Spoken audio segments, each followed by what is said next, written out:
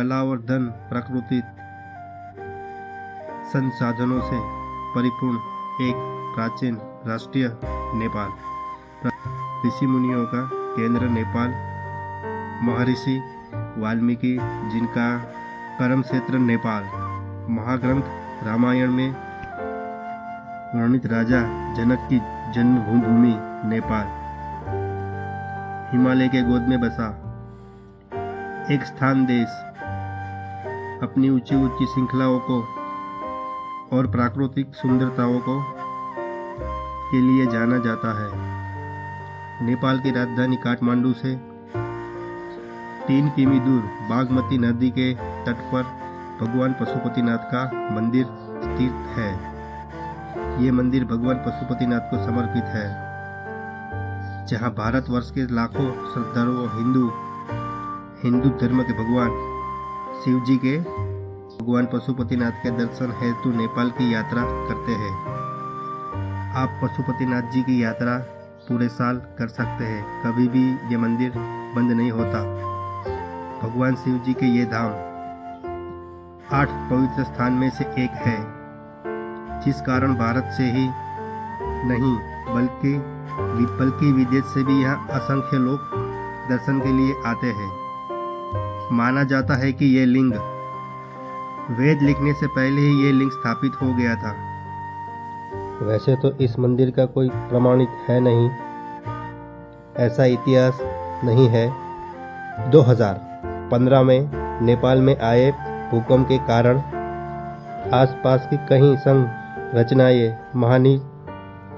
रचनाएं में हानि पहुंची थी, लेकिन पशुपतिनाथ मंदिर पर कोई आंच तक नहीं आई और मंदिर के दीवारों पर बस कुछ थोड़ी सी दरारें आई थी।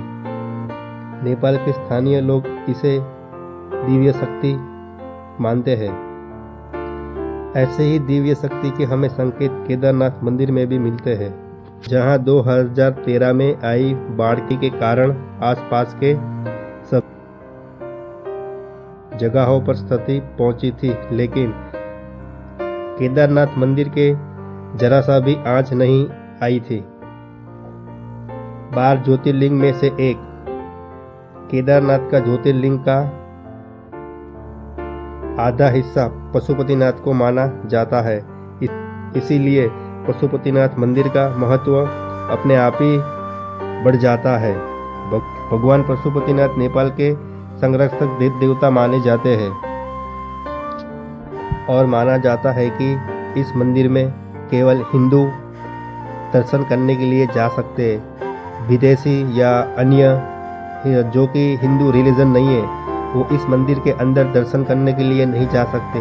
विदेश से भी लोग आते हैं, वो भी मंदिर के पीछे की साइड जो एक बड़ा सा बरामदा बना हुआ है, वहाँ पे वो बैठ के मंदिर के दर्शन कर सकते हैं। लेकिन मंदिर के गर्भगृह तक कोई बाहर का व्यक्ति अंदर नहीं जा सकता। यह मंदिर हिंदू और बौद्ध वास्तुकला का मिश्रण है। पशुपतिनाथ मंदिर 2 मंजिला है, जिसमें पहले लकड़ी, उसके ऊपर कॉपर की परत है और उसके ऊपर सोने की परत लगी हुई है। जो घूंघट ऊपर का है, गुम्बद, वो पूरे सोने का है। और यहाँ पे एक मान्यता है कि यहाँ पे जो भी मृत्यु देह आता है, यह बागमती नदी जो है उसी से महादेव का अभिषेक होता है हर रोज।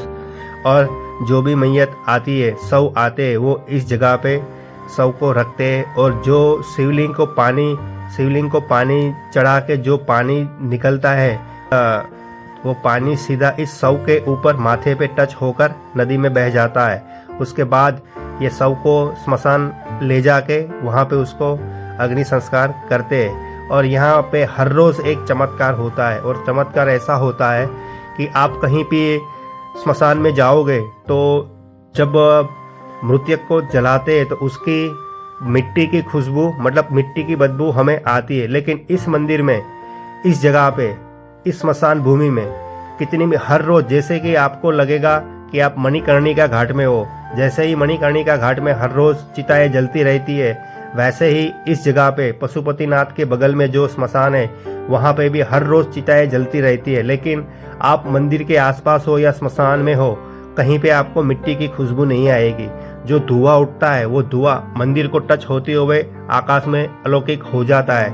माना जाता है कि जिस यहाँ पे जो मृतदेह आता है उनको जो जल महादेव को अभिषेक करके जल नाली से निकल के ये नदी में बहता है, वही जल इस आत्मा के टच करके जाता है। तो ऐसा माना जाता है कि ये आत्मा जो है स्वर्गलोक जाएगी, उसका जीवन धन्य हो गया।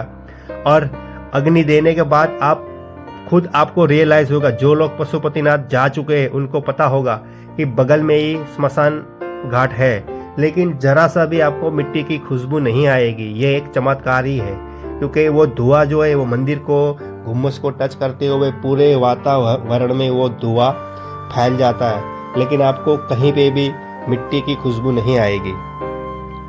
और इस जगह पे 108 शिवलिंग है, जो कि उनकी पूजा नहीं होती, लेकिन वो शिवलिंग आज भी ऐसे ही स्थिति में है। पशुपतिनाथ शिवलिंग जिसके 5 मुख है, 4 मुख तो हमें दिखाई देते, लेकिन 5वां मुख जो है वो ऊपर की साइड है, जो अलौकिक है, उसके दर्शन हमें नहीं होते। मंदिर में आप जाओगे तो सबसे पहले आपको नंदी जी की मूर्ति दिखेगी, लेकिन उस मूर्ति का दर्शन, नंदी जी के दर्शन पहले नहीं करने हैं। सीधा आप मंदिर में जाओ, मंदिर में महादेव के दर्शन करने के बाद नंदी जी के दर्शन कर सकते हो। यदि अगर आप ऐसा करते हो तो आप दूसरे जन्म में आप कभी भी जब दूसरा जन्म होगा तब आप पशु योनि में आपका जन्म नहीं होगा, आपको मनुष्य जीवन ही मिलेगा। लेकिन इसकी यही एक शर्त है कि आप सबसे पहले नंदी जी का दर्शन ना कीजिए। नंदी जी का अगर आपने दर्शन पहले कर लिया तो ये इस मंदिर में जो भी आता है उनका दोबारा जन्म पशु योनि में नहीं जाता। और लेकिन इनकी एक शर्त है कि आप अगर मंदिर में दर्शन करने जाओ तो सबसे पहले शिव जी का दर्शन कीजिए, ना कि नंदी जी का। आप मंदिर में जाओगे तो आपकी नज़र सबसे पहले नंदी जी पे ही पड़ेगी, लेकिन आपको नंदी जी को नहीं देखना है। मंदिर के ऊपर जो गुम्बद लगा हुआ है उसी को आप देखते हुए मंदिर से जाओ, ताकि आपको नंदी जी के दर्शन ना हुए। अंदर दर्शन करने के बाद आप नंदी जी के दर्शन कर सकते हो। यदि आप ऐसा करते हो तो आपको दूसरे जन्म में पशु योनि में कभी भी आपको अवतार नहीं मिलेगा, आपको मनुष्य योनि में ही अवतार मिलेगा। और यहाँ पे हर साल हर महीने लाखों श्रद्धालु हिंदू इंडिया से नेपाल इस यात्रा के लिए आते हैं और अपना जीवन धन्य बनाते हैं।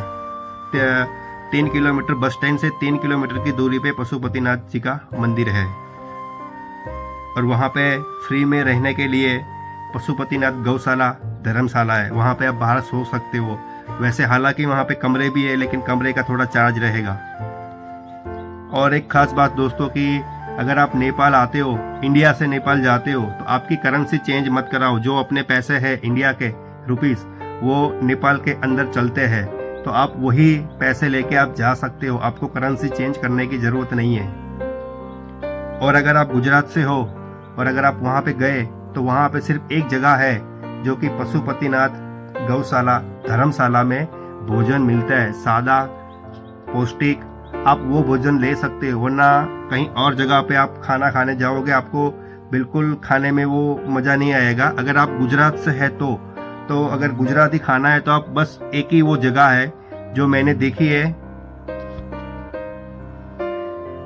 आप वहाँ पे फ्री में रुक सकते हो। लेकिन बाहर जो जगह है, बाहर जो बरामदा लगा हुआ है वहाँ पे आप सो सकते हो। और अगर आपको कमरे चाहिए तो 500 रुपये नेपाली करेंसी में आपको वहाँ पे कमरे भी मिल जाएंगे, जो कि बहुत ही सस्ता रेट है। और इस वीडियो को चलो अभी दोस्तों मैं यहीं पे एंड करता हूँ। अगर ये मेरी वीडियो पसंद आई है तो लाइक तो सब्सक्राइब कर दीजिए और हमारी चैनल को आगे बढ़ाइए। हर हर महादेव, जय श्री राम, जय हिंद।